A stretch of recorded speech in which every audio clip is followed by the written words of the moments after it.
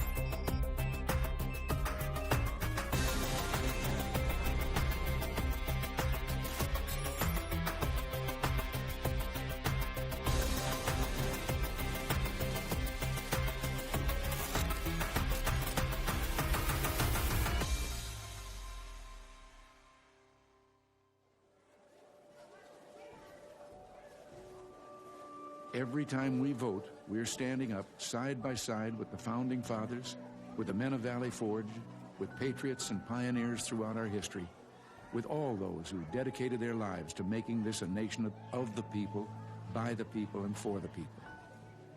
Elections are the lifeblood of our democracy. They are the mechanism by which the American people choose who is going to rule on their behalf and for their interests and welfare. Without elections, there would be no way for the American people, for us, to exercise our legitimate sway on the future direction of this country.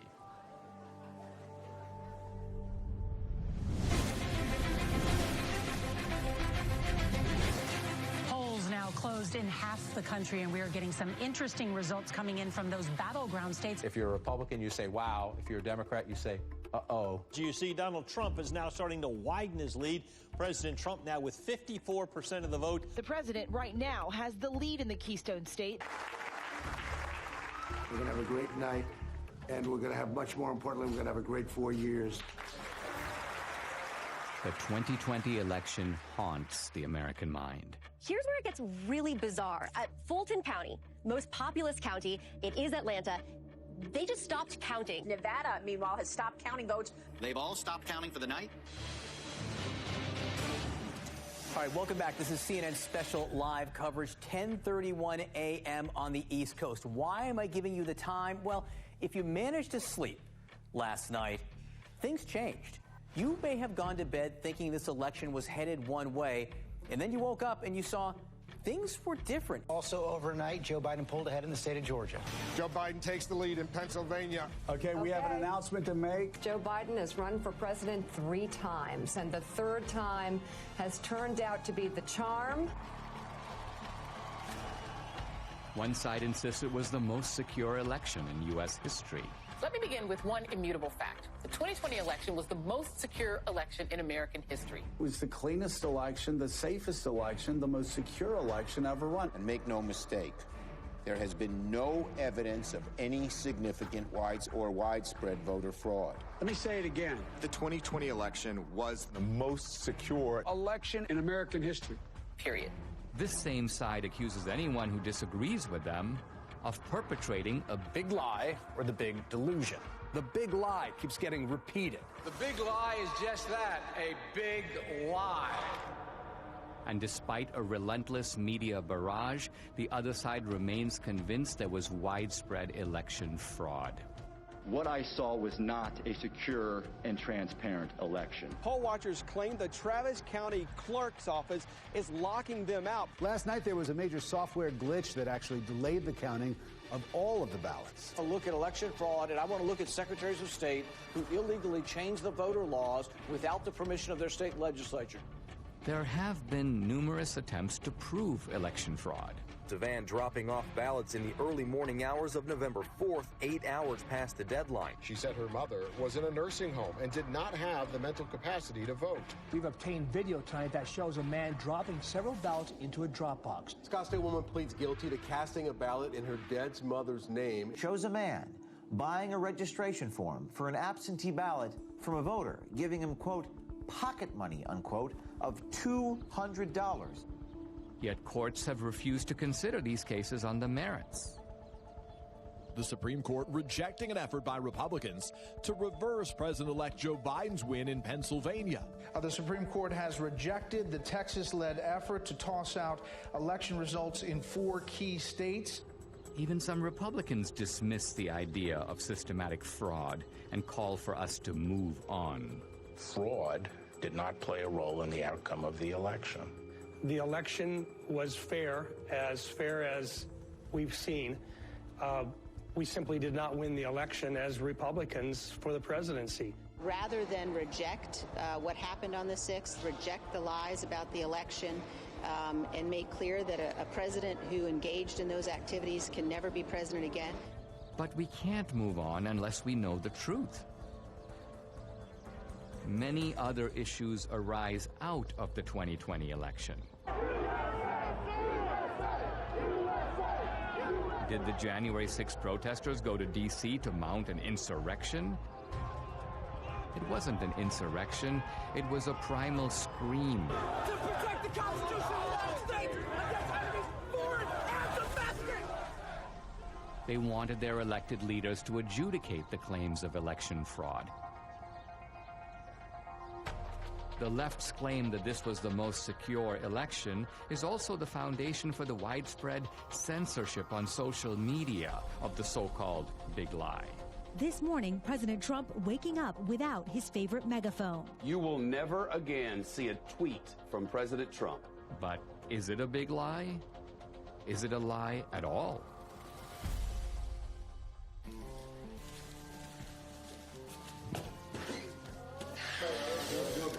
Yeah.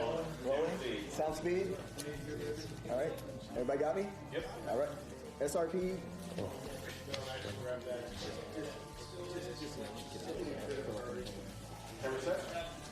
Ready? Set.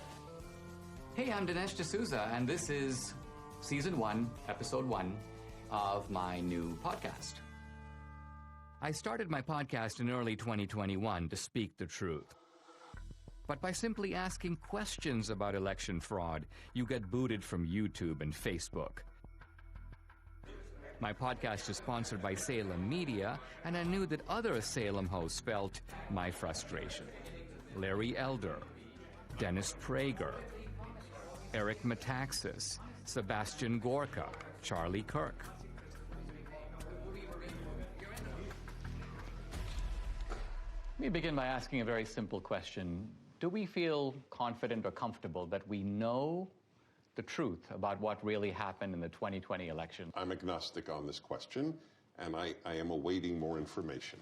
What about you, Eric? I think Dennis is a coward.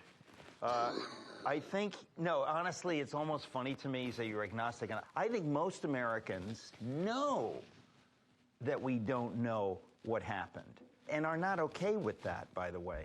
I'm supposed to believe that a man who didn't campaign or campaign from his basement got more votes than the first black president in America. I don't believe it. Charlie? We have crumbs. We have some evidence here and there that the picture is far from complete.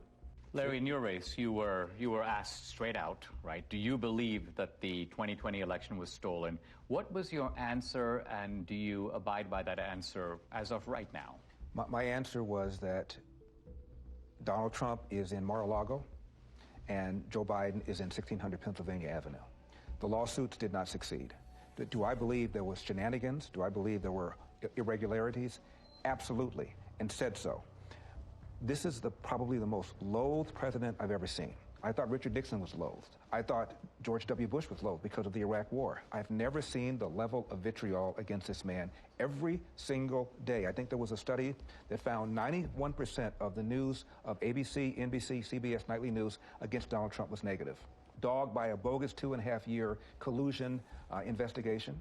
And then on the eve of the election, this Hunter Biden story drops, which shows that Joe Biden completely lied about his lack of knowledge of what his son was doing, and it was suppressed. And even the CEO of Twitter later on admitted that it was suppressed and shouldn't have been.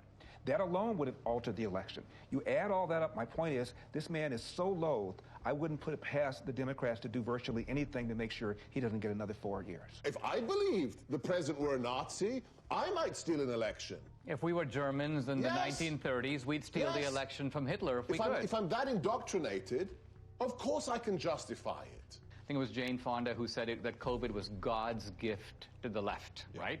It wrecks the empirical positives of the Trump economy, but here's the other. It enables a whole bunch of things on the other side to change the rules of the election. So the point is, in a COVID environment, is it not conceivable that Trump could have lost fair and square? I think millions of Americans know something went wrong, and they have little pieces, and no one's really put it together. They know that there was injustice. They know it in their gut. They know it through the bellwether counties where Donald Trump won almost every single one of the predictive counties that show who's going to be president. And then they also know it where they went to bed thinking Trump was going to have 4 more years, and they woke up with the exact opposite. We have an individual who could fill a stadium with 60,000 supporters in 24 hours, vice an individual, you know the famous photograph of the 6 empty circles at a Biden rally. We have an incumbent president who received more votes than any other incumbent president in American history, who actually got 10 million more votes than he did 4 years prior, and who received more support after 4 years of being called a racist and a white supremacist, more support from the Hispanic and black community than any Republican president since the 1960s. And he was beaten by a machine politician who couldn't speak clearly, who on the campaign stage would confuse his sister with his wife. It just stinks. Now, is it possible that the very success of Republicans down ballot, I'm talking about Republicans running for the House, running for the Senate, running for other races, the fact that the Republicans as a party did pretty well, but Trump lost, doesn't that work the other way and undercut the idea that there was systematic fraud? It's an anomaly. Because if he really, when a president really loses, he has tails. What is it called? Coattails. Coattails. And the down ballots lose. But they won. Why didn't they cheat on all of those? Why didn't they cheat in Virginia with Youngkin? And who's to say they didn't cheat? Not all attempts at cheating succeed. You're right. One other question. In the Republican Party, I keep hearing people who seem annoyed at the revisiting of the 2020 election. Their attitude appears to be, let bygones be bygones. Let's just move on.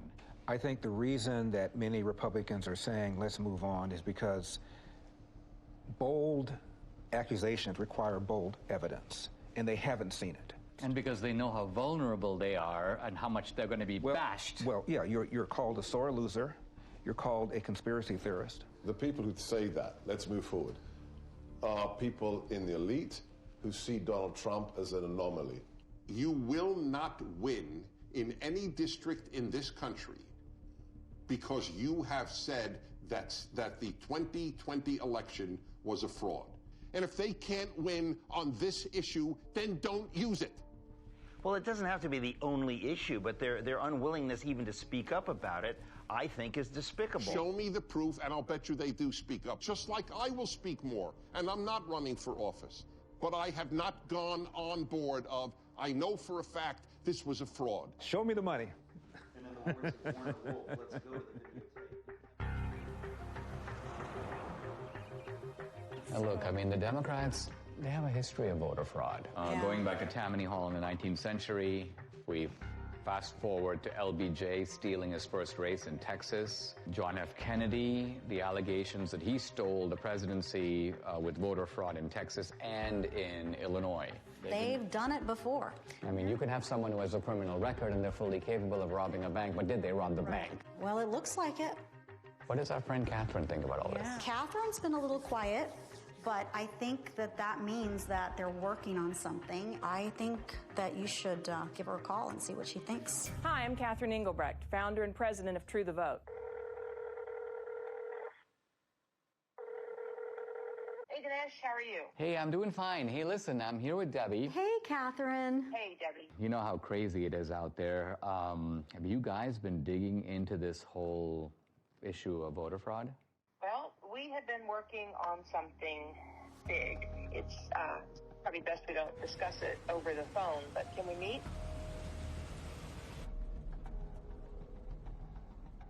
I've been working with Greg Phillips. I don't know if I've ever introduced him to you, but he has a deep background in election intelligence. He's worked projects all over the world. He's a massive 30-year experience. We decided to test a hypothesis, and we went really big. And now we have something that we think you're going to really want to see. So I'll send you the address separately. Now, Greg Phillips, what's your background that prepares you for this kind of work? I've been in and around election intelligence and integrity for about 40 years. We've done investigations literally all over the world. It's a combination of data acquisition, data analysis, occasionally some in-depth data mining. Our ability to draw meaningful conclusions that link the who to the when to the where is significant in the space. Catherine, you started the group called True the Vote in the year 2010. What was your mission or objective? We just didn't have enough volunteers working at the polls in our local elections. So we began by training people to work in the polls, and then as we got further into it, we recognized, wow, some of the problems you see at the polls can be attributed to problems in the voter rolls. Well, what can we do about the voter rolls? And so it turned into something much bigger than we had anticipated. True the Vote has the largest store of election intelligence for the 2020 elections in the world. No one has more data than we do. So I started True the Vote to ensure that every American voter has an opportunity to participate in elections. I think I became familiar with your work when you gave congressional testimony. Now, that was in the year 2014. In fact, I met you through Debbie, and I think what's interesting is that you not only have known Debbie for years, but you trained her. Absolutely. I was a bilingual poll watcher. Oh, yes. So my Spanish language came in very handy. I was a poll watcher in Rosenberg, and the poll judge was telling this couple that came in Spanish who to vote for. And of course, she didn't really realize that I knew Spanish, and so there we go. And you busted them. I busted them. Yeah. So, Catherine, when you set up True the Vote, you set it up not so much, it's not a partisan organization. Is that because you saw shenanigans, problems with voting as coming out of both parties? Oh, absolutely. Plus, we need parity of parties at the polls. Well, you told me about this remarkable election in which you had vote harvesting and vote trafficking, but it was on behalf of a Republican candidate. Exactly. In North Carolina, it was unique in that it actually overturned an election. There's going to be a new election in the North Carolina congressional district engulfed in a scandal over voting fraud. This all centers around allegations that an operative for Harris then hired a team of people to harvest absentee ballots, paying them between $2 and $3 a vote. So you have an activist, the guy's name was McCrae Dowless, and he worked for the Bladen Improvement Association, which was a kind of an African-American get voters to the polls, but apparently they were doing all kinds of vote harvesting, and he learned the strategy. Then he broke with them, and he took his services to Mark Harris, a Republican, well, actually a pastor who was running. Correct. And Harris won. He pulled it off. In 40 years of doing this, we've seen this over and over again. Sometimes the schemes are a little bit different. Sometimes it's people out banging on doors, gathering ballots. Sometimes the ballots are sent here, gathered here, deposited there. But the trafficking itself is always the same basic pattern. There's a nonprofit involved somewhere in the middle. There are people that are either collecting those ballots on the one hand or depositing those ballots on the other and getting paid for it. In no case is it acceptable to be paid for your ballot or to accept some form of remuneration for your ballot. And in no way, in no time, is that legal. I noticed, Catherine, that in the immediate aftermath of the election, when there were a lot of accusations and charges flying around, all reflecting these suspicions that something went deeply wrong, charges of foreign intervention, charges of machines, you and your organization were kind of dead silent. I got the impression that you were looking for a different approach. Given the outliers that were introduced in such a major way in 2020, namely the privately funded drop boxes, the mass mail out of ballots, the hypothesis was, if you were going to cheat, how might one go about this? That would be provable, trackable, traceable. You said there might be some, let's just call them bad actors, who are delivering ballots systematically and illicitly to these mail-in drop boxes, and there might be a way to track them and to bust them. We didn't know. We decided we're going to let the data tell the tale, and we collected together a team of highly skilled contractors and put together a plan to see where the data would take us. What, Greg, is geo-tracking? So the idea is to collect these signals that are emitted from your phone. Your cell phone is delivering information to apps that are collecting that ping. So there are 4 key coordinates: the lat long, the elevation, and the time. And with that data, we can then build a pattern of life around you. So that phone's here right now. Well, where's it going to be at 5 o'clock? And where's it going to be tonight? Well, here's my cell phone. My cell phone is off. Can I be geo-tracked even with the cell phone being off? Possibly.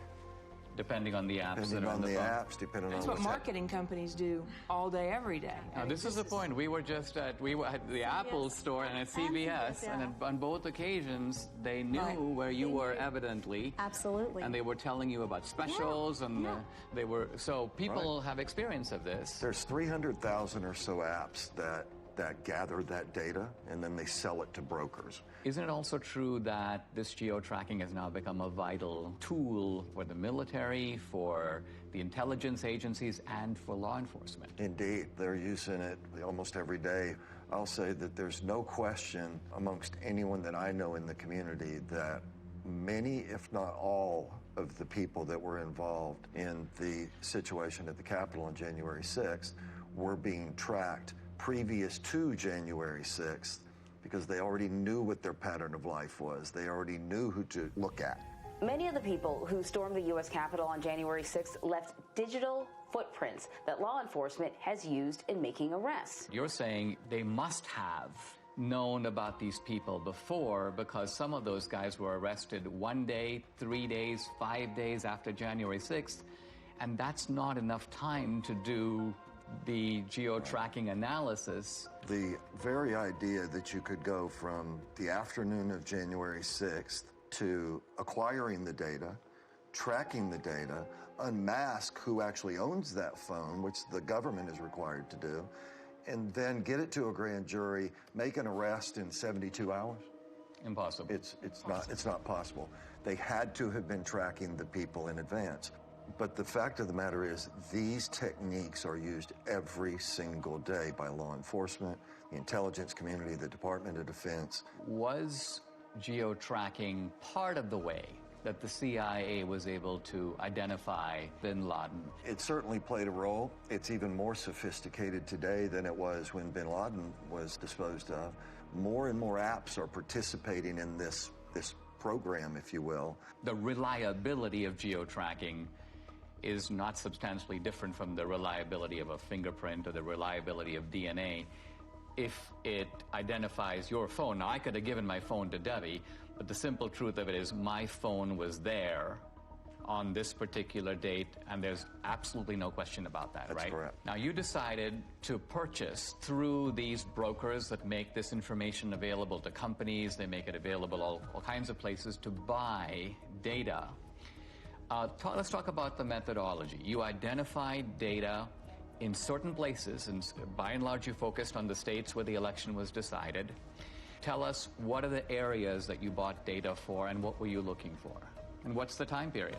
October 1st through the election. In Georgia, we actually bought from October 1st through January 6th after the runoff. So we went in We decided to do the Atlanta metro area because it picks up some rural areas, it picks up some urban areas, it picks up some suburban areas. 309 drop boxes in the area. And we thought, okay, well, this is a pretty good test. We, in essence, sort of fenced around those. Geofencing. Geofencing. And then we were able to make purchase of data of people that had been near those drop boxes, but also near the organizations. Across the country, we bought 10 trillion signals. When they give you this data that you then have to go through, what does this data look like? Well, it's a massive data transfer. We have more than a petabyte of data. You're talking about transacting hundreds of terabytes, so it's a significant move of data. You have 10 trillion signals, that's a lot of signals. So what was the criterion that you set? Final decision was they had to have been to 10 or more drop boxes, meaning unique visits inside of a space, and 5 or more visits to one or more of these organizations. Those were the outliers. It was such an aberrant pattern. So what you're saying, I mean, it seems to me there's no reason for someone to go to even 2 drop boxes, but you're saying that maybe there's a conceivable reason someone did that. Let's identify a large number of drop boxes and multiple trips, and that way we're going to catch not all the offenders, right, but the worst offenders. The way we would describe it is we want to absolutely ensure that we don't have false positives, meaning including people that should not have been included. We're not in any way saying that this is all there is. We're just saying that based on our criteria that we identified in Atlanta, 242 people that went to an average of 24 drop boxes in 8 organizations during a 2-week period. 242 mules. Now let's pause for a second. What is a mule? When we started the project, we had to figure out how are we going to describe the individuals and the elements involved. And to us, it felt a lot like a cartel. It felt a lot like trafficking. It can be trafficking in drugs, trafficking in humans. In this instance, it's ballot trafficking, and so we began to use that vernacular. A mule is, by our definition, a person that is involved in picking up ballots from locations and running them to the drop boxes. So you have the collectors on the one hand, you have the stash houses, which are the nonprofits, and then you have the mules that are doing the drops. What do we know about them? Who are they? Well, first let me say, this is not grandma out walking her dog. Bad backgrounds, bad reputations. We've had, encounters with several that are, not terribly positive. Violent guys. Can be. They are interested in one thing, that's money. Do we know, by the way, how much they get paid? According to the people that have shared information with us, it's generally $10 a ballot. In the Georgia runoff, that number was higher. 2020, of course, was the year of the Antifa riots, the BLM riots, and it was all going on in the months and weeks leading up to the election. Right. And so in the data, you have geo-tracking data of the drop boxes, but you also have data on the rioters. There were several different violent BLM Antifa riots in Atlanta. In one of them, we had 36 of our mules participate in these violent riots. There's an organization that tracks the device IDs across all violent protests around the world. We took a look at our 242 mules in Atlanta, and sure enough, dozens and dozens and dozens of our mules show up on the ACLID databases. So again, this is not grandma out walking her dog. These are, violent criminals sometimes. There's not just a criminal element, but there is an ideological element, and that there's an overlap between people. I mean, you're not going to go to an Antifa riot and find it overpopulated with patriots or Christians or Republicans. These are people on generally the far left. And turns out that these are people who also help to make up the mule population. I think that's also borne out in our target organizations themselves. They're not like Republican organizations. These right? are left-wing Democratic organizations. Yeah. Let's zoom in here. So the mule is the delivery man. The mule is the delivery woman.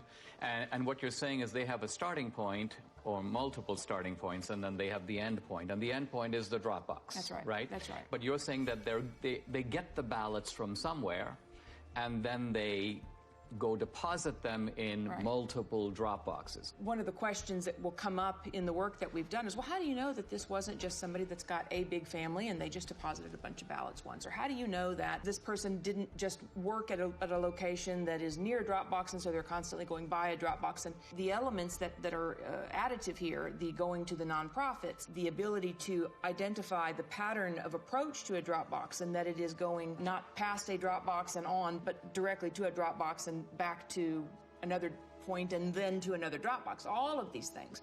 I mean, isn't the timing significant? If some guy's going to a drop box at 2 a.m. in the morning, presumably he's not like out for a walk. Right. So we're going to show you a visual, a pattern of life that someone can see and look at rather than just a whole spreadsheet of numbers, being able to look at it in this manner.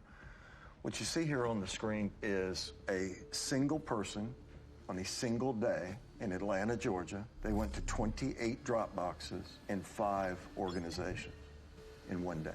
What are the orange dots? Those are drop boxes. And what is the blue tracks? That is a smoothed out pattern of life so that we could take the sort of the movement of the individual cell phone signals, marry them together into something that's visual so that you can see movement on the individual. To get to some of these drop boxes, you had to be intentional. You had to get off the highway, you had to go on surface streets, you had to turn in somewhere in order to get to those drop boxes. And the circles, I take it, reflect the nonprofit centers? Are that the places where the ballots originate? The stash houses, where the ballots are collected and handed to the mules to take to the drop boxes. Now let's move over to Arizona. How many mules in Arizona? A little over 200. A little over 200. In Phoenix alone. The reason I think this is all very significant is because these were very close states, right? What was the margin in Georgia? 10 or 11,000, I think, in the end. In the end. And Arizona also extremely close. Yeah, very close. Then you moved on to Wisconsin, but our initial look was in Milwaukee. Gross numbers were a little down, but the average number of visits to the drop boxes was up. So instead of having only 24 unique visits, I think we averaged 28. I mean, maybe I've heard people in Milwaukee are really hardworking, and maybe they just went overtime. And then let's go to Michigan. We have more than 500 mules that we've identified in Michigan. Again, the number of boxes is lower. Now, where in Michigan? Detroit mainly. But we have people in Detroit that went to more than 100 drop boxes. 100. I mean, this is stunning because it's like, I cannot think of a rational, kind of innocent reason for someone to do that. It just doesn't exist. No. So any reasonable person would say, you're onto something big here. We should take a closer look. Let's go to Pennsylvania, critical state. I think it was Pennsylvania that really gave Biden the election. Philadelphia alone, we've identified more than 1,100 mules at rates well beyond anything we'd seen. Closer to 50 drop boxes each. Each guy going to 50 drop boxes? Each. 1,100. We saw people driving back and forth to New Jersey across the bridge. But you're saying the ballots may not even be from Philadelphia or from Pennsylvania. We're saying somebody should investigate. But you're investigate. saying that the origin point appears to be Jersey. Now, running 1,100 mules times 50, we are at 50,000 drop box visits by the mules alone in Philadelphia or greater Philadelphia area. Now, as you were assessing this data, you had, the two of you, and I'm not sure which of you came up with this, a genius idea in my view. It was your, of course, of course, who else? Well, to validate your data. We chose to look at 2 murders that were ebbing on cold case status. And in Atlanta, 8-year-old Secoria Turner was killed by rounds of gunfire shot into a car. It happened just outside this Wendy's parking lot. Bought the data and the team got to work. You could see visually that there were only a handful of unique devices that could possibly have pulled the trigger. So this is the area, and this is where the Wendy's was. And are you saying that each green dot is the same guy, but moving through time? Each color is one person. The shooting actually occurred right here in this parking lot, sort of inside of this circle are really the only potentially legitimate shooters. Each of these devices has a unique device ID, and we turned the bulk of this information over to the Federal Bureau of Investigation. Now, I read, they've arrested 2 suspects. They have. 2 suspected gang members will appear in court this morning on charges that include the shooting death of 8-year-old Secoria Turner. And isn't it true that this tracking these movements, this parallels exactly the work you're doing with the mules? Exactly. It's one thing to have the scientific evidence, which is persuasive on its own merits, but do you have video evidence? We do. How much of it do you have? 4 million minutes of surveillance video around the country. Official surveillance video of these mail-in drop boxes? Yes. How do you get it? You can file for open records requests. Any citizen can do this. It was a very difficult series of steps that had to be followed to procure the actual surveillance video. Do you have video in Georgia? We do. Is it video from the presidential election, the runoff election, or both? Both. Do you have video from other states? Some video from Arizona. We have recently learned video was specifically turned off on particular drop boxes. In which state? Arizona. Wisconsin, it turns out, even though the rules required them to have video. Did they do the video? No, they did not. There should be video on every Dropbox. Indeed. Given today's kind of cost of technology, it would not have been that hard to do it. And you sent me a screenshot, Catherine, where you were requesting video, and I believe it was the state of Georgia saying this video does not exist, and we can't tell you why it doesn't exist. Right, that was in Fulton County. We have correspondence like that from a lot of states. In the absence of video, and that geospatial data is key to decoding, what the greater scheme was. But in the case of what we're going to show you now, what kicks it up a notch is that we have the geospatial data to support the video. Let's talk about some of the videos. So we're going to show you a couple different ones. This particular individual we have in a number of different locations at a number of different times. He's actually a mule. This is the official surveillance video of Georgia. Absolutely. And so as the person pulls up, they don't even bother parking. Of course, in the middle of the night, so why would they? He gets out, approaches the box. When people walk up with intention to cheat, they look around, they basically walk fairly quickly, they try to stuff them in, they try to get out of there. In this case, he drops a few on the ground, pick them up, stuff them into the box. Then he hustles back and hustles out of there. So this is what it looks like. It doesn't necessarily look like, hundreds of ballots being stuffed in. You don't need a whole lot of fraud, you just need a little in the right places over time. Is there a way to estimate, or even roughly, how many ballots are being tossed into a box at a given time? It might be 3 or 5 or 6 or 10 or something like that. The idea is to stay under the radar. And as Greg said, the number is, 3, 5, 10 ballots. But then they're not done for the day either. They're going place to place to place, day upon day upon day. And so that will not show up in your chain of custody documents, your tracking documents that would identify a big blip. I mean, they're not going up and dumping in, buckets full of ballots. On the other hand, we've seen circumstances where it appears that buckets full of ballots showed up. There's one box in Gwinnett County that had a chain of custody document with 1,962 ballots noted on this. And first of all, that's roughly 10 times what we normally see. We sorted through the geodata, found a few hundred people. Okay, well, that's pretty odd. We have video of all of this. And guess what it shows? 271 people approached that ballot drop box during that 25-hour period. 271. 1,962 ballots were deposited. Wow. Here are election officials pulling out of that drop box 2 full duffel bags containing over 1,900 ballots.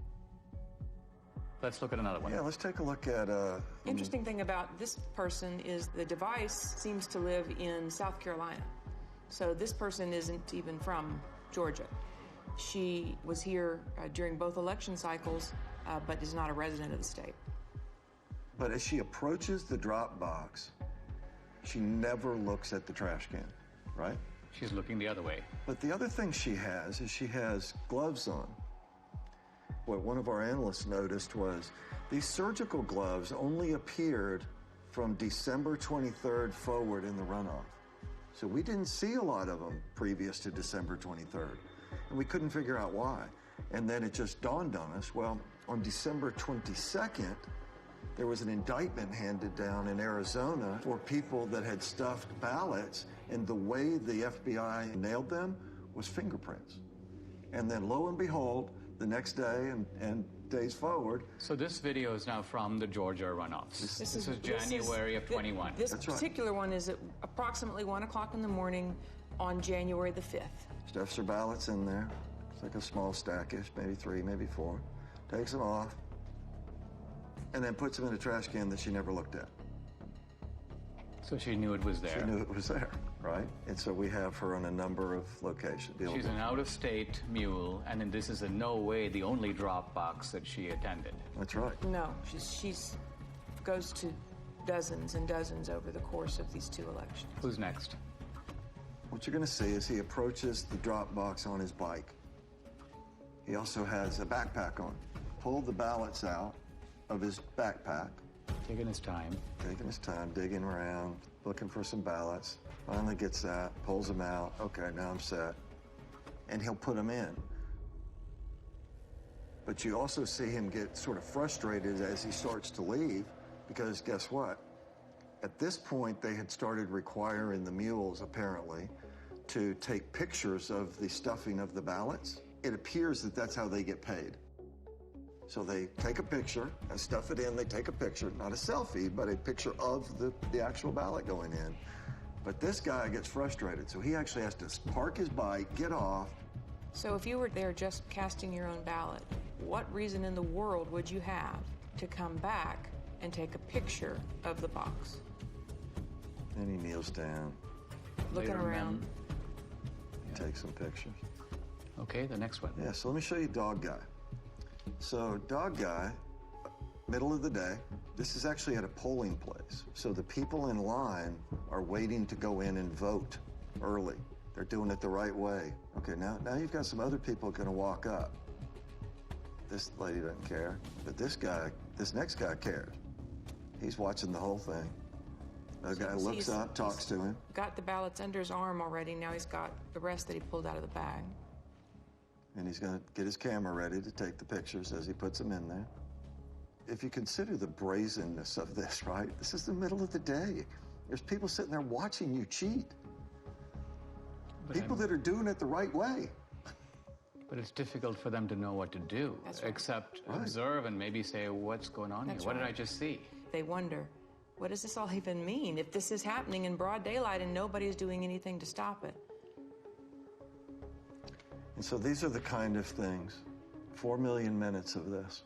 This was an organized effort to subvert a free and fair election. This is organized crime. You can't look at this data in its aggregate and believe anything otherwise.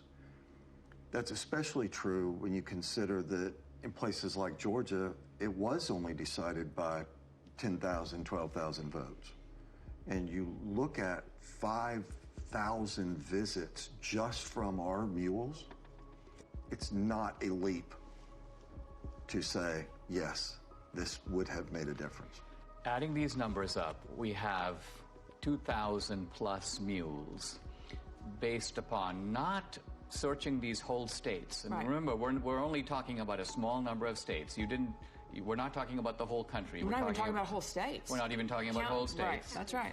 And we're also talking about a gross undercount of the actual number of mules because you set a high bar. They had to go to 10 drop boxes. So if there's a mule who went to 7 drop boxes, you wouldn't catch that guy. And they had to go to nonprofits. So they had to meet those 2 criteria and then go to one of the geofence drop boxes. If they met the 2 criteria but went to a post office box, we're not going to look at them. One of the slogans of the Democrats through all this debate has been, make every vote count. And I think we can now see in a chilling way that this is kind of what they mean. What they mean is, it doesn't matter if all kinds of illegal ballots are being dropped in, let's just count them. Now the narrative needs to be that this is the most secure election. This is the most fabulous election we've ever had. Pay no mind to the millions of Americans that are saying something is not right. This does not make sense. Nothing to see here. Just smile and wave, boys. I mean, wouldn't it be an accurate summary to say that these voter bills that the Democrats are desperate to enact, to federalize the election, isn't it that they want to take all these special provisions that have enabled what we've described, or you've described in the 2020 election, and make it permanent? If we don't wake up and do the hard, roll-up-your-sleeves work that it's going to take to reel this all back together, then yes, all the pieces are in place for our election system to be in permanent lockdown. And it will be done under the watchful eye of a media that will tell you it's all just fine. It seems like they are subverting democracy in the public pretense of protecting it. Absolutely. And it won't stop unless we stop it. If I look across the swath of Republicans, this is not the kind of issue that they seem to be comfortable with. It's almost like they would rather endure. That's right. As I said, well, it's a gamble, right? Because the ones that are enduring are currently elected and in power. When you watch these brazen acts and nobody says a word because they're scared that they're going to be sued, because they're scared that they're going to be canceled, because they're scared that they're going to be silenced, that kind of chilling effect is exactly what they want. And as I said, on the other side of fear is freedom. If you never get past the fear, you're never free. Let's sum up what we know.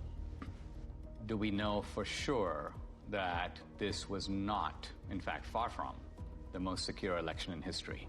It was not. We know that for a fact. Do we know for a fact that there was coordinated, systematic fraud in all the key states where the election was decided? Yes. Yes. And therefore, does it follow that the people who suspected fraud, even though they didn't have the proof, their suspicion was right? Absolutely. Their instincts are right.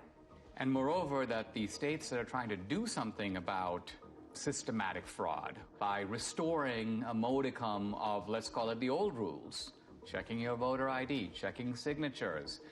You want a mail-in ballot? You know what? You got to request an absentee ballot. We're not going to send 20 million ballots out there and see what comes back. That these voter integrity laws, far from being voter suppression, are actually a legitimate way to make sure that the people who vote are actually eligible to vote. 100% accurate. That's absolutely correct.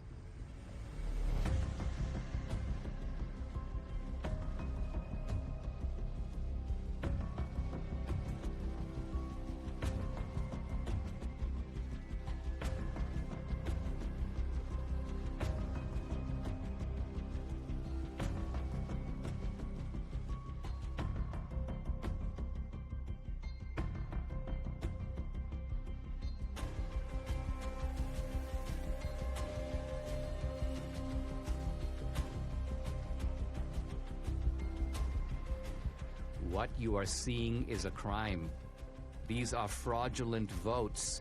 In 2 of our 5 key states, you were allowed to give your ballot to be delivered by a family member or a caregiver. This is vote harvesting, but it's not the same as ballot trafficking. In no state in America is it legal for nonprofit organizations to collect ballots and pay mules to deliver them to mail-in drop boxes.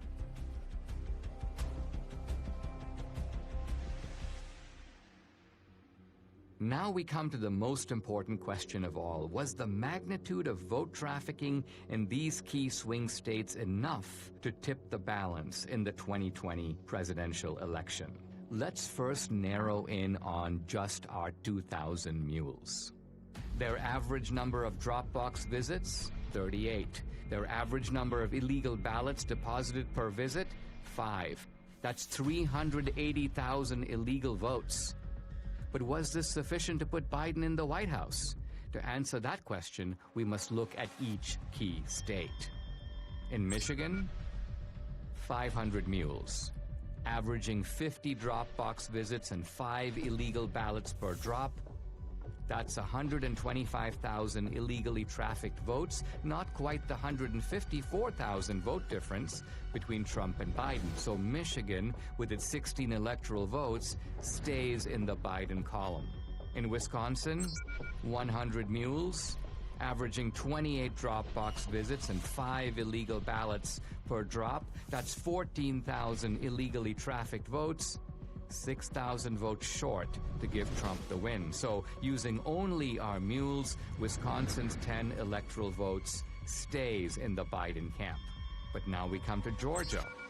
250 mules, averaging 24 drop box visits and 5 illegal ballots per drop.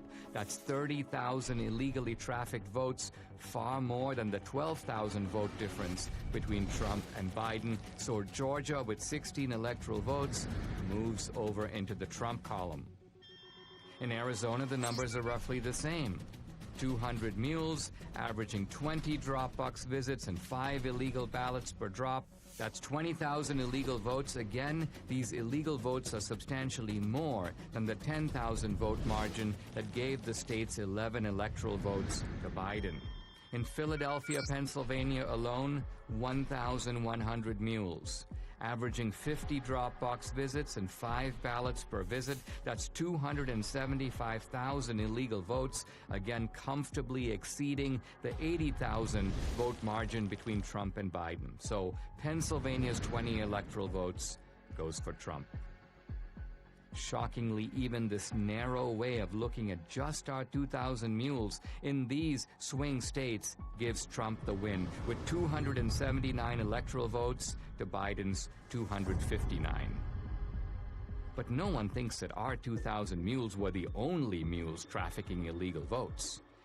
To widen the search, Greg and his team lowered the criterion from 10 or more to 5 or more drop boxes. This revealed a huge upsurge in the number of mules from 2,000 to 54,000. 54,000 mules. Next, they used a very conservative estimate of just 3 ballots per drop box visit. Now, when we multiply this increased number of mules times the 5 drop box visits per mule times just 3 illegal votes per drop, we find election fraud on an astonishing scale. In Wisconsin, 83,565 illegal votes were trafficked. In Georgia, 92,670. In Pennsylvania, 209,505. In Michigan, 226,590, and in Arizona, 207,435. Using this calculus, Trump would have won all the key states. And the final electoral vote, 305 to 233. I wanted to get my Salem colleagues' take on what I'd learned here.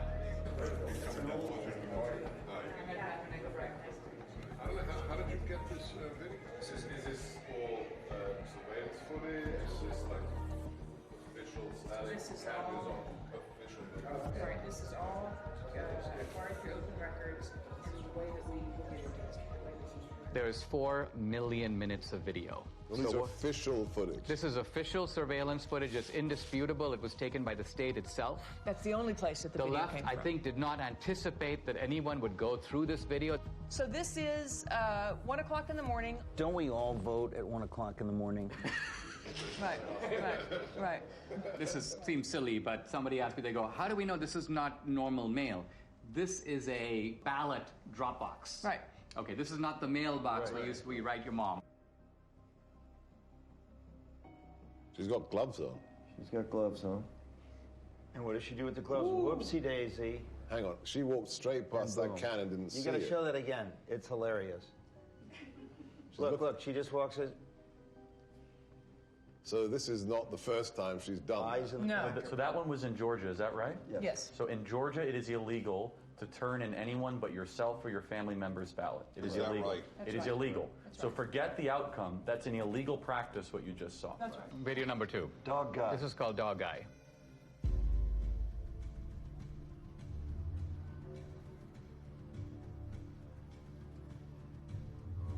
He's taking pictures. Why would you do that? So you get paid. That's business. It's business. What do you suspect if you had actually caught this person at that moment? hand me those ballots, and the person did, what do you think you would see? Whose name is on it, in your opinion? Ineligible voters, people that have moved. Would you see legitimate ballots? There's an ambiguity in what you're saying. The ballot itself is legitimate. No, that I... Right, it's not a fake piece of paper. Yes, right. Okay. But again, remember, when you mail in a ballot, you have a security envelope with the signature verification standard that's been all but washed away. And as soon as it's taken out of that envelope, then you have a disconnect, and the ballot is private. It's a virgin sheet of paper. The ballot is private. The only private. ID is on the envelope on the outside.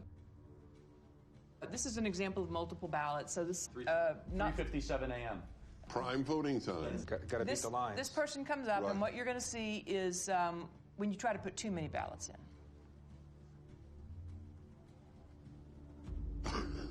He needs a shoehorn.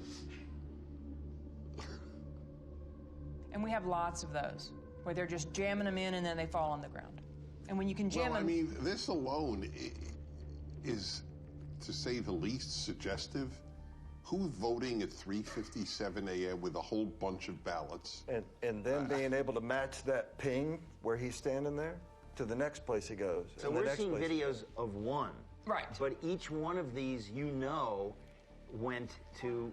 On average, Do you have 23 video times. of the same guy going different places? Yes. Right. This is their pattern of life. So in one night, this person, this mule, went across 6 counties to 27 different drop boxes, 5 different organizations. So he was getting the ballots from the organization. Correct. The Republicans had no idea this was going on during the election. Trump, to his credit, tweeted out in July, mail-in ballots are a disaster. Yep. And he was attacked so hard by Kemp and Ducey and so many. But he didn't have this information, obviously. His instinct ended up being right. This is the tip of the iceberg. You're talking about extraordinary criminal activity, but there's a ton more, you would guess, that you have not even touched. You are talking about 200,000-300,000 ballots that were just harvested in only your geolocated locations. But you are talking, what, 5% of America? Less than 5%. Okay. So the case closed. Sorry, gentlemen, lady. Case closed. All right, so I do a heroic thing that not necessarily others here do. I read the New York Times every day. That's crazy. We're sorry for you. It's my martyrdom. They claim all of these places we have found maybe 4, maybe 50 phony ballots. These aren't phony ballots. Right, No okay, one's so ever, wait, this is a but very they're novel... they're phony names. No. There's no name on the ballot, Dennis. Okay, let's say we got access to every single ballot thrown into the ballot boxes. Would we be able to prove this is a fraud? It's the perfect crime because it cannot be curated after it is committed, because the evidence has no connection to the person who is meant to be voting. That's the problem. As soon as it gets taken out of the envelope, the identity of the voter we're claiming, disappears. So the vote from John Doe is from a John Doe who is dead or a John Doe who is moved. Is that correct? Or voted somewhere else. Or voted some... Why is that not provable? There's an easy way to bust it, but it's not the way you think. It's not to go find the ballots in the ballot mix. You can't do that. The way to find it is these guys have the cell phone identification of all the mules, all of them. So law enforcement has to step in at this point, and their next step... What were you doing 7 is times? to go and interview the mules. Who paid you? Right. Where'd you get the money? Will any state's law enforcement do this? This is a big question. The mules aren't going to fess up. They know they're participating in something that is Well, you've got them on videotape. You've got 2,000 people who are committing felonies. Right. I'd like you to just reflect about what you've learned today and how you're feeling and thinking about it. It's just sickening to me. This is jaw-dropping. What you showed is frightening. Republicans had no clue this was going on. I wondered, were there any Republicans who did know? Investigative journalist Heather Mullins interviews a whistleblower hired by the National Republican Senatorial Committee. I was hired by the NRSC. My job was basically to watch the ballot boxes. And this was for the early voting in Georgia. So that started on December 14th. It ended on the 31st of December. And we would monitor that box from 8 to 8 all day long. So consequently, during those 2 weeks, I monitored those boxes indiscriminately. I would move around to the different areas in the boxes and watch them 30 minutes here, an hour there. And then I would start to see things where I'd see people walking up with backpacks, and they were unloading large numbers of ballots, stuffing them in the box.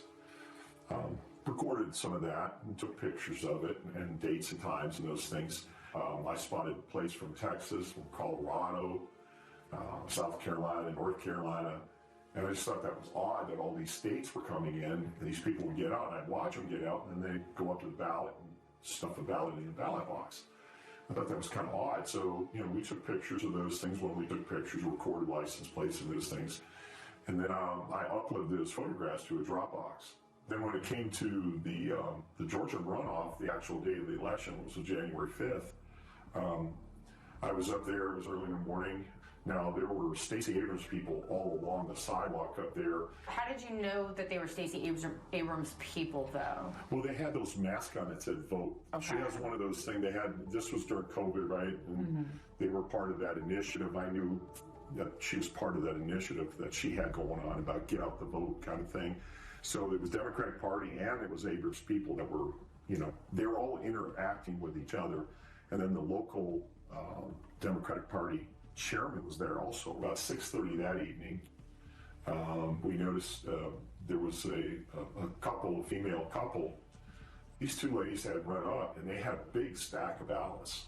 And we were standing there and they tried to shove the ballots in there. And I'm looking at her taking pictures, and the other gentleman took some video and everything. And she turned around and looked at us and she said, "What are you doing?" And I said, "Well, we're taking a picture." And she said, "Well, you can't do that." And I said, "Yes, I can." And she got mad. And she ran up the sidewalk and left. So you're saying the NRSC was made aware that there were people stuffing drop boxes at specific dates and times? Yes. So with what you witnessed during your time watching these drop boxes, do you believe that that was enough for law enforcement to get involved? Oh, definitely. But after several weeks, no contact or anything, and, I just... Now, so you're saying, though, if somebody had contacted you, you would be willing to testify to these things and give those depositions under oath? I would have had to. Yeah. I would have had to.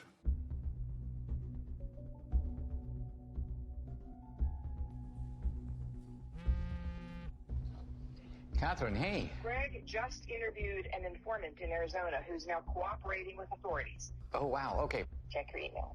Okay, awesome. I'll do it. Thanks so much. Okay, bye. Hey, honey. Yeah. Take a look at this. So this is, I remember Greg was going to interview that mule so we got the video. Thank you again for... I guess they're concealing her identity. So what was your job? Like, what were you doing? Receptionist. So at some point, you were asked or sort of instructed, I guess, to start receiving people's ballots. I was just instructed to go ahead and receive ballots from various people, females mostly, and on Friday they would come and pick up payment. I assumed it was payments for what they were doing. So they would, during the week, they would bring them in at various times, and then you would pay them like all on a Friday. Is that kind of how it went? Yes. Interesting. And then I would get a call to find out how many ballots were brought in and if they were already pre-filled out first. And she would come to the office, look at them, and then before she left, she would either take them herself, but other times she would ask me if I could drop them off at the library. So what was the instruction? Just to drop them off. In the drop box? In the drop box. The early ballots. Can you give me an idea of how many you personally put in the box? Hundreds? Could have been, yes. And was there a reason she wanted you to go to that drop box as opposed to maybe City Hall or something? There's no cameras. There's no cameras there. And she would want me to take it in the evening when it was dark also. Do you think this is widespread in Yuma County or elsewhere? I would say it is. So do you think that people you know in San Luis, they believe that their vote matters? I don't even think they know the meaning of what voting is. Do you personally think that the elections in San Luis are free and fair? No. They're fixed. they've been fixed. They already know, seriously, who is going to win the next election before it even happens. How do you think this affects the community, especially the Hispanic community? Because it seems like they're preying on minorities. They're an easy target because most of the Hispanics that live in the town are not well educated as far as the law. They look at it mostly as, oh, she's trying to help us because we're older, because she's having someone come and pick it up at my house, because I don't drive. Most of them, maybe, I would say honestly, 90% of the elderlies that live in San Luis don't drive or have relatives that are willing to drive them to do this, to go to the voting polls. Back when I first moved into the city of San Luis, I did have somebody come and knock on my door and ask for my ballot. And it was somebody I knew and that I had known for many years since I was a child. And up to this day, that person does not talk to me because I said there was no way I was giving them my ballot. What a brave woman to do this. Totally. I call it the Mexican mafia, seriously, because they work like that. It seems like we need to do a better job of maybe educating folks or helping people understand that this stuff's not okay. I offered a long time ago, but again, they told me, oh, don't do it because you're going to end up in the trash can in pieces. What do you think it's going to take to get this trafficking to stop? For people to get caught and pay the price. Wow. Unbelievable. We know that the mules got their stashes of ballots from these activist organizations. But where did the activist organizations get the ballots from? Hans von Spakovsky is a former member of the Federal Election Commission, a senior fellow at the Heritage Foundation, and co-author of the book Our Broken Elections. I will say election fraud is bipartisan, but most of the cases I see are, unfortunately, the Democratic Party. Hans, you just watched a mule kind of fessing up about participating in this trafficking operation. Is this kind of a mule operation something familiar to you? But unfortunately, this is so common in some parts of America, particularly the Hispanic community, that they have a special name there. There they call them politiqueros. And these are individuals who are paid by campaigns or political parties to go into neighborhoods and collect absentee ballots to pressure and coerce voters. People who observe election fraud have commented that absentee ballot fraud or mail ballot fraud is the easiest and the most common type of election fraud. Why is that? Well, because they're the only kind of ballot that is voted outside the supervision of election officials and outside the observation of poll watchers. Transparency, as you know, is very important in the election process, and there's no one there at a voter's home to observe what's happening. Also, remember, when you're in a polling place, you fill out your ballot and you then deposit it directly into the ballot box. That obviously is not what happens with absentee ballots. There are some states, I believe about half of them, about 27 states, that allow voter harvesting. And by voter harvesting, what we mean is that you are allowed to give your ballot to someone else and ask them to deliver it. Now, are there any states in which you're allowed to pay mules to deliver ballots to drop boxes? No, you're not supposed to be doing that. And allowing vote trafficking to begin with is a huge mistake because you're giving third-party strangers, candidates, campaign staffers, party activists, all people who have a stake in the outcome of the election, you're giving them the ability to handle something very valuable, a ballot. Voter fraud is almost incalculably rare in the United States. Does it ever happen? Okay, occasionally it does happen. But it doesn't happen on a national scale. It doesn't affect the outcome. It would affect the outcome. I read these days constantly that election fraud, well, it could occur, but those cases are extremely rare. They're so episodic, they don't have the ability to tip an election. Is that true? Fraud happens often enough that elections get overturned. I mean, just go back 3 years to 2018 and a congressional race was overturned. I can cite to you another case in Mississippi. It was just overturned by a court because of fraud. Same thing in Florida. But look, that's just the tip of the iceberg. Now, we've shown that you've got these mules who are picking up these ballots at various vote stash houses. Hans, where do these organizations get ballots? Well, to quote Shakespeare, let me count the ways. You know, everything from filling out absentee ballot request forms for voters, but having the ballots sent to them, to actually going to the voters and obtaining the ballots from them, to stealing them out of mailboxes, to actually using high-quality photocopy machines to make their own ballots. Look, these cases unfortunately go on all the time. You can go to 2018, which wasn't that long ago, in North Carolina. Leslie McCrae Dowless is accused of mishandling absentee ballots in North Carolina's 9th District. Dowless would frequently obtain this report from the Board of Elections, looking for the date an absentee ballot was mailed and if it had been returned. Ginger Eason, who first told me she was hired to pick up ballots, and Kelly Hendricks, who testified she did the same thing. What would you do with the ballots after you picked them up? Take them straight to the office in Dublin and hand them over to McCrae. And I don't know what happened to him after that. I know there was stacks of them on his desk. There was testimony in the case that his staffers were falsely signing as witnesses on those absentee ballots. Because he had done this before, he actually apparently had signatures of voters from prior elections in his offices. Voter rolls are in notoriously bad shape. States do a very bad job of taking people off who are no longer eligible because they've died or moved away.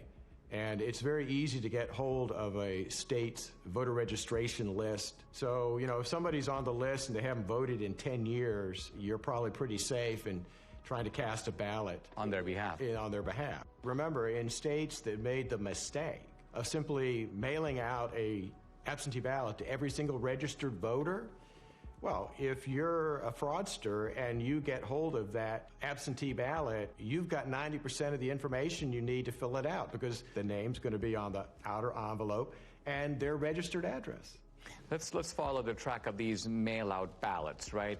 Let's just say you got students on a campus, they've voted, but then they graduate, and obviously they move to a different state. If they're on the voter rolls, is it not a fact that mail ballots will be arriving in the dorms and and so presumably they're not going to be that hard to scoop up if somebody knows where to look for them? No, that's exactly right. And you know, I work in the District of Columbia. They mailed out absentee ballots to all of their registered voters, and I can't tell you how many phone calls I got from people that I know saying that not only had their ballot arrived in the mail, but 5, 6, 7 ballots all coming into their apartment for people who used to live there.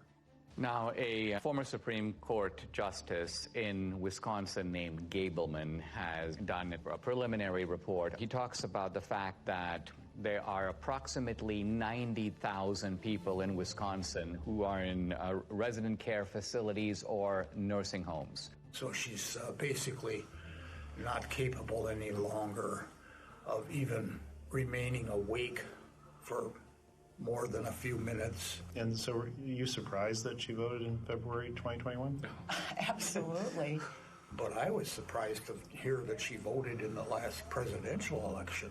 Much to my surprise, she had voted off and on for the last 10 years. I guess in my mind, I thought if you put your parent into a facility because they were incapacitated, they would not even be offered the vote. They make you vote. They make you vote here? And so how do they make you vote? Because I didn't want to vote, and they told me I had to. That is a real problem. Clearly it was a problem in Wisconsin 2020, but unfortunately that's a perennial problem in other states too. What happens is you have staff in those nursing homes. Sometimes they are activists politically. They get these individuals registered to vote, or if they're already registered to vote, they will request absentee ballots in their name, sometimes forging their signatures, and then filling out the ballots for them. Just prior to the 2020 election, the state of Texas indicted a social worker in a home for young people who were basically mentally incompetent. She had sent in over 100 voter registrations for these individuals who were not legally competent to vote. What about homeless shelters? Look, if a homeless individual is mentally capable, they ought to be able to vote. And if the only place they can list as a registered address is a homeless shelter, that's fine. But the problem there is that it's very easy, I think, for them to be intimidated and coerced. In Chicago, the largest election fraud case the U.S. Justice Department ever prosecuted, they were paying homeless individuals to cast ballots the way they wanted them to cast ballots. What made you want to do this? What made you want to get involved? Well, I knew election stuff was supposed to be something good to do, and then plus I needed a little extra money to get Christmas for my son. So that's why, the main reason I did that. Who do these fraudsters pick on? They pick on the most vulnerable in our society. They go into poor neighborhoods, they pick on the elderly, they pick on people for whom English is not their first language. When we're trying to stop election fraud, we're actually trying to protect, I'd say, the most vulnerable people in our society.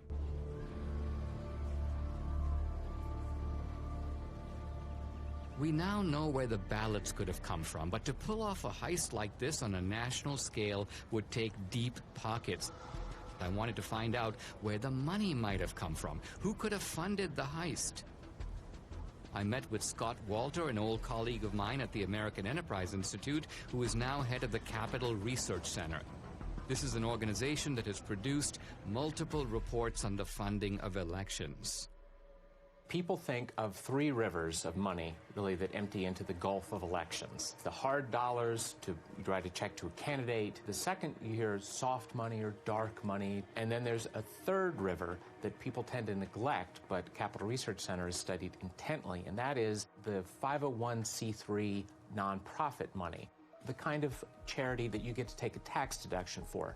That river is enormous. In the 2018 cycle, about $21 billion. Now, what do the IRS regulations say about the involvement of these nonprofits? By law, these nonprofit charities are forbidden to directly intervene in elections in any way or to help a particular party or candidate. The IRS is emphatic that you cannot intend or even have the effect of helping one party or candidate over the other. Now, let's talk about some of the key elements of this particular network that we're focusing on. We have drop boxes, and those drop boxes are, most people would think, funded entirely by the states. In other words, the drop boxes in Georgia are funded by the state of Georgia, but that's not entirely the case, is it? In the 2020 election, there was an unprecedented hundreds of millions of private dollars going into government election offices. The $470 million or so dollars were sent by Mark Zuckerberg and his wife. We did our part to secure the integrity of the election. There were a few other places that put in much smaller amounts. One entity that put in $25 million was, again, a nonprofit that's part of the Arabella Advisors, which as a total empire in 2020 took in $1.7 billion. Is there any evidence that this operation had a partisan thrust or a partisan character? As we all know, big money rarely comes without strings attached. One of the big ones is lots and lots of drop boxes. Also, lots and lots of vote by mail. To get your nice big checks, you had to do things like have drop boxes, encourage vote by mail, have ads in foreign languages, all kinds of things that little by little are nudging the turnout for one particular political party. In addition to the $470 or so million that went into the Zuckbuck operation, you also had in 2020 a $120 million project, very secretive, called the Voter Registration Project. The $120 million, it came from Soros's foundation, it came from Visa's foundation, it came from Warren Buffett's foundation, it came from unions like the SEIU. The Voter Registration Project has as its goal increasing in the 8 target states over 2 million voters who are overwhelmingly expected to vote for the Democratic Party. And so the states that we're talking about here, Arizona, Yes. Georgia? Yes. North Carolina? Yes. Any others? Nevada, New Mexico. Here we've got an operation of illegal vote trafficking. You've got thousands of mules. They're being paid to do this. What you're saying is there is more than enough money available to fund any such operation. In fact, this would be only one part of a much larger effort to control the election. We are talking $500 million in nonprofit charitable funds flowing into efforts to register and get out the vote for Democrats. Most of the left-wing mainstream media, when they reported on the Zuck bucks going through, they made it sound like, oh, it's all going to go for masks and, plexiglass and all. And every study that's ever been done of some of the grants to the big cities found a few percent maybe going to help people that way, and the massive amounts of money going into ginning up the vote-by-mail operation and the drop box operation and those sorts of things that benefit one political party. How confident should we be that this will be a fair election? They're sending millions of ballots all over the country. This is going to be a fraud like you've never seen. Trump predicted. He said the Democrats are going to cheat, that they're going to use the pretext of COVID, they're going to rig the rules in their favor. Nevertheless, Republicans focus their efforts on the campaign, while Democrats focus their efforts on the process of actually running the election. The two sides don't approach elections in the same way. The Democrats, they understand that the rules, the process by which elections are conducted is just critical. We must now face the chilling reality. The Democrats conceived the heist. They funded it. They organized it. Then they carried it out. They rigged and stole the 2020 presidential election. We cannot be okay with this. We cannot simply move on. Guys, I'd like to have your honest assessment on what you've seen, what you've heard, and what we can reasonably draw from it. What do we have empirically? We have data, geolocated. We have footage of people harvesting ballots. Do we know who those ballots were for? We can't know who they were for. However, you have to inject common sense. Are we saying that in the centers of Democrat-held districts, we are seeing hundreds and hundreds of visits to drop boxes with pro-Trump ballots? It beggars belief. It's ballot laundering. Looks pretty convincing to me. I don't think we'll ever know the full story. And what makes this crime so compelling and unique is that once the ballot enters the system, it's really hard to reverse engineer it. But when you have the cell phone geolocation data and then the actual footage of them doing what you would expect them to be doing, taking pictures of the ballots, taking gloves off, visiting multiple times, it seems pretty clear to me, and it explains the sudden spike in Biden's support that we saw late at night, the kind of instinct that people had. The control of the U.S. Senate went through Georgia with Chuck Schumer's majority leader, probably because of what we just saw. And then I'd like them to answer the mules. If they say it's clean, then be honest and say, okay. They have two ways they'll try to invalidate it. One is minimizing and then slander. Yep. Right. So they'll try to slander Dinesh personally. They'll say, oh, Trump pardoned him or whatever. Therefore, he's trying to get back at Trump to try to reinforce the big lie. I could already see the headline of the Washington Post. Trump pardoned ally comes out with questionable movie. I predict right now they will say, what on earth is a conservative doing tracking private citizens? Gee, how dare, what is Dinesh D'Souza doing to voters at 3 a.m.? In fact, that'll be part of it. Intimidation will be the word. Right. The word will be intimidation. They'll say no person is safe. Communities of color are being tracked. People like in black neighborhoods are now going to have to fear for their life that their cell phone pings will be paired. And this is Jim Crow 2.0, Dinesh. I disagree that this is not going to be compelling enough. This is a smoking gun. This is O.J. Simpson being seen leaving the scene of the crime. I don't care how partisan you are. You can't dismiss all of this. How do you explain somebody going to a whole bunch of different drop boxes with a whole bunch of different ballots on the same night at 3:57 a.m. in the morning? How do you explain that? That alone. I'm sorry. I think a whole bunch of people in this country are going to go, oh, my God. I think that if every American saw that, I think it would move the needle. However, their ability to keep their side ignorant is total. It's going to be impossible to keep a lid on this thing. Well, this movie is an Overton window moment, right? So documentaries can do this every once in a while. Michael Moore did it. He moved the Overton window on many different topics 20 years ago. Al Gore did it with climate change. It'll happen, as Ernest Hemingway said, gradually and then suddenly. Because it's not just how many people are going to watch this film, it's who's going to watch it. It's going to be lawmakers. It's going to be people that work for the Bureau. It's going to be someone somewhere with a conscience that has power and to say, this is a problem. It can't be dismissed. It can't be dismissed. They have ruined Election Day in the United States of America. That's provable. And that's enough for me to fight the left with every fiber in my body.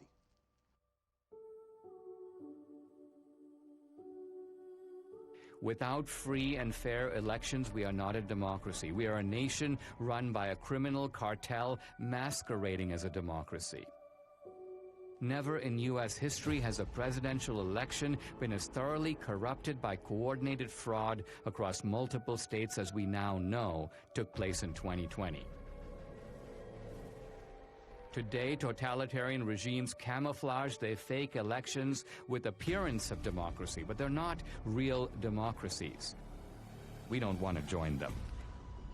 Our elections must represent the will of American citizens. We who believe in constitutional democracy must be diligent. If we give up, they win. In fact, if enough of us give up, they won't need to cheat anymore. Don't stay home. Get involved. Get out and vote. Do what is necessary to save this great country. The America we love needs us now more than ever.